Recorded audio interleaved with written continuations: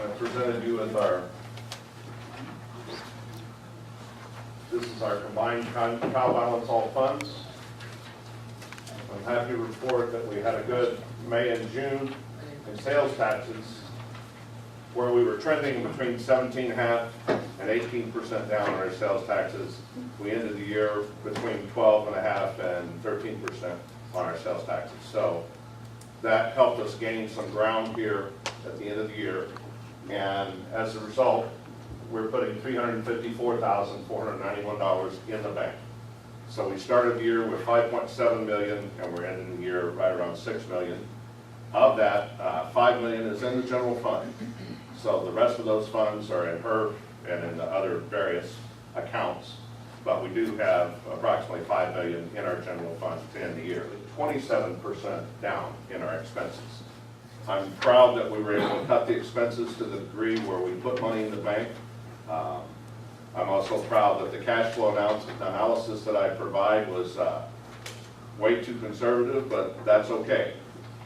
The budget that we approved last month, if you look at the year-end, estimated year-end revenues versus expenditures, I predicted that we would put $300,000 in the bank.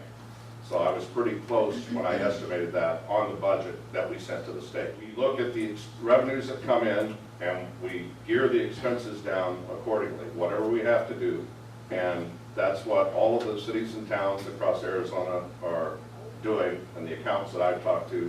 Everybody is trying to get the expenses down to where the revenues are.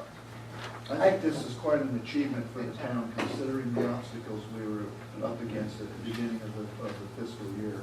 And I just think this is great. Jim, actually, could you put the financial report back up there?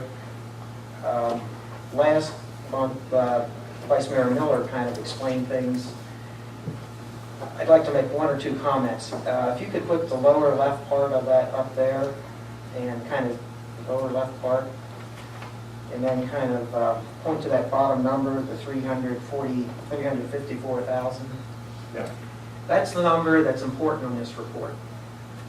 Basically, it says that during this past fiscal year, the staff, mainly the staff in this council, suffered severely reduced revenues. But we fixed the problem by reducing our expenses even more. In one of the toughest years since the Great Depression, this town was able to put money in the bank and not reduce any of our services to our citizens. We did that by, unfortunately, having to lay off 3 people and 1 person retired.